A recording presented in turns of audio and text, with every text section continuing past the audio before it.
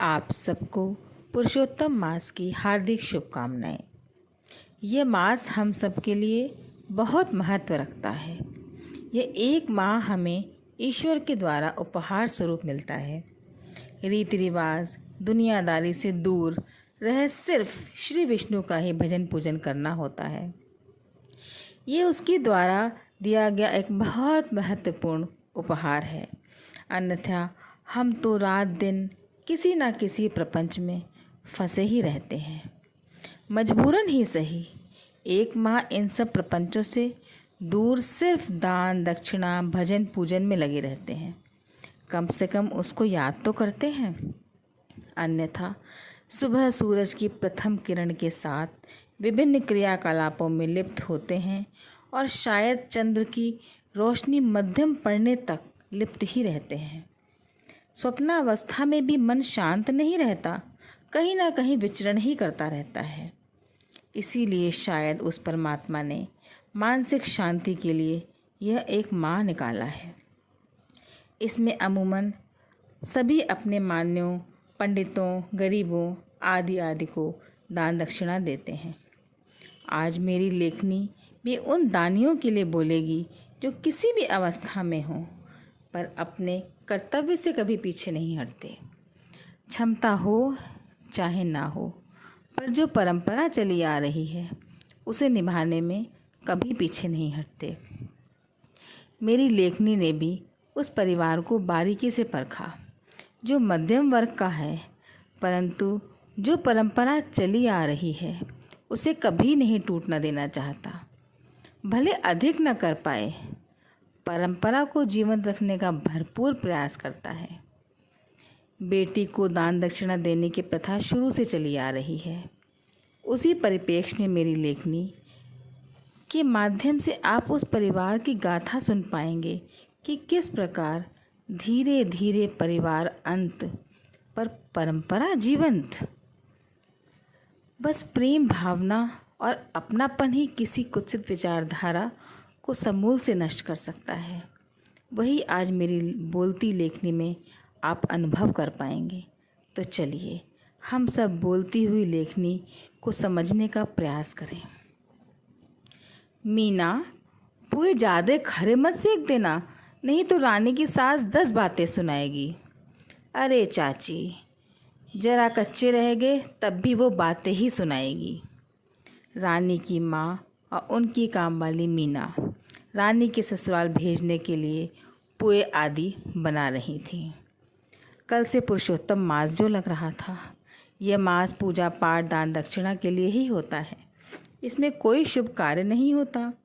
3 साल में एक बार जो आता है, भगवान विष्णु की आराधना का विशेष महत्व है।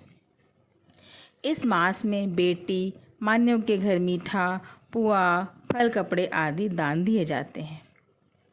रानी की माँ हर बार रानी की ससुराल अपनी सामर्थ्य भर सामान भिजवाती थी, परंतु रानी की सास को तो आदत ही थी हर चीज़ में नुक्स निकालने की।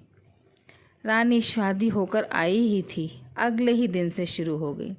अरे भाई, बड़ी गलती हो गई, बिना भाई वाली से अपने बेटे की शादी कर दी। न ज़्यादा पैसा मिला न भाई, लोगों के दबाव में आ गए हम तो। छोटे बेटे की शादी सोच समझ कर करेंगे। आए दिन रानी को यही सुनना पड़ता था, जबकि उसके माँ बाप ने मध्यम वर्ग के होते हुए भी सामर्थ्य भर शादी में खर्च किया था। लड़के वालों के आदर सत्कार में कोई कमी नहीं छोड़ी थी, पर शायद सास जी को इससे ज़्यादा की उपेक्षा थी। तभी वो अपने अंदर की कड़वाहट जब तब निकाला करती थी। रानी के पिता के स्वर्गवास के बाद भी उसकी माँ हर तीज त्यौहार वैसे ही भिजवाती थी जिससे रानी को सुनना ना पड़े। 1 साल बाद रानी के देवर की शादी बहुत पैसे वाले परिवार में तय हो गई। लड़की अकेली थी और 2 भाई। सास जी की तमन्ना पूरी हुई, पैसा भी खूब मिला, भाई भी 2 साथ में मिले। अब तो रात दिन छोटी बहू के गुणगान, क्योंकि वहाँ से तीज त्यौहार भी खूब अच्छे आते थे और भाई भी आते थे। बेचारी रानी वैसे भी बहुत सीधी सादी थी, ऊपर से मायका भी कमज़ोर था। भाई तो थे ही नहीं। पापा भी स्वर्ग सिधार गए थे। माँ जैसे तैसे उसकी हर बात का ख्याल रखती थी। रानी की माँ ने मीना से पुए डलवे में सजाने को बोला और खुद अलमारी से सास की साड़ी और सुहाग पिटारी लेने चली गई। सारा सामान डलिया में सजा। मीना अपनी कामवाली के बेटे के साथ रानी के ससुराल अधिक मास के प्रथम दिन ही पहुंच गई, जिससे उसकी सास ताने न मारे। ससुराल पहुंच सब सामान सास को दिया और यथोचित अभिवादन कर अपने घर वापस आ गई। हमेशा की भांति सास सामान को देख मुंह नाक से कोड़ने लगी। इतना कम सामान भेजा है, गली मोहल्ले में भी ना बांट पाओ। पूरा मास खत्म होने को था। बिल्कुल आखिरी दिन छोटी बहू के घर से सामान आया। सामान तो बहुत था, पर सब बाज़ार का पैक किया हुआ, जैसे बस काम निपटाया हो। और इस बार ड्राइवर के हाथ सामान भिजवा दिया। भाइयों के पास टाइम नहीं था। पहली बार रानी की सास को धक्का सा लगा। दो भाई और ड्राइवर के हाथ सामान भिजवा दिया। हम क्या ऐरे गहरे हैं? पुरुषोत्तम मास का दान बहुत विधि विधान से होता है, काम नहीं चलाया जाता। पर सास जी किसी से कुछ नहीं बोली, चुपचाप सामान ले लिया। धीरे धीरे समय बीतता गया। रानी की माँ भी बहुत बीमार रहने लगी। रानी की देवरानी के माँ पापा भी ट्रांसफ़र होके बाहर चले गए। दोनों भाई यहीं अपना व्यापार करने लगे। एक दिन काम वाली मीना का बेटा रानी के ससुराल आया कि रानी को भेज दीजिए, उसकी माँ की बहुत तबीयत खराब है। सास ने कुछ सोचा, फिर जाने दिया। बस रानी पहुंची ही थी कि रानी की माँ ने उसका हाथ पकड़ अपनी आँखें सदा के लिए मूंद ली। रानी बहुत दुखी। अब उसका मायका खत्म। इसीलिए सासू माँ भाई के लिए बोलती थी, भाई होता तो मायका भी होता। यही बोलती जाती और रोती जाती। कुछ दिनों में रानी ससुराल आ गई। माँ के गुजरने के अगले साल बाद पुरुषोत्तम मास आ रहा था। रानी बहुत दुखी थी कि इस बार कौन पुए लाएगा। सासू जी भी घुमा फिरा कर बोल ही देती थी, अब तो पुए भी ना आएंगे, एक समधियाना तो ख़त्म ही समझो। भाई होते तो थोड़ा बहुत चलता भी रहता। रानी बस चुपचाप सुनती रहती और रोती रहती। पुरुषोत्तम मास का प्रथम दिवस था। सुबह 11 बजे दरवाजे की घंटी बजी। सास जी ने दरवाज़ा खोला। देखकर दंग रह गई। मीना कामवाली और उसका बेटा पुए की डलिया लिए खड़े।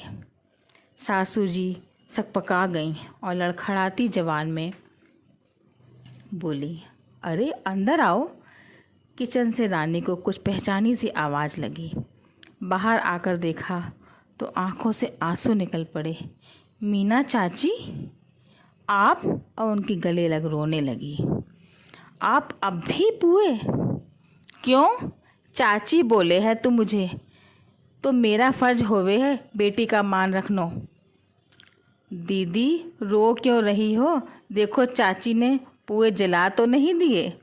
मीना के बेटे ने माहौल बदला और ज़ोर से हंसने लगा। रानी की सासू जी पश्चाताप में सिर झुकाए खड़ी कि इतने साल हो गए, कभी कोई तीज त्यौहार फीका नहीं जाने दिया रानी के मायके वालों ने।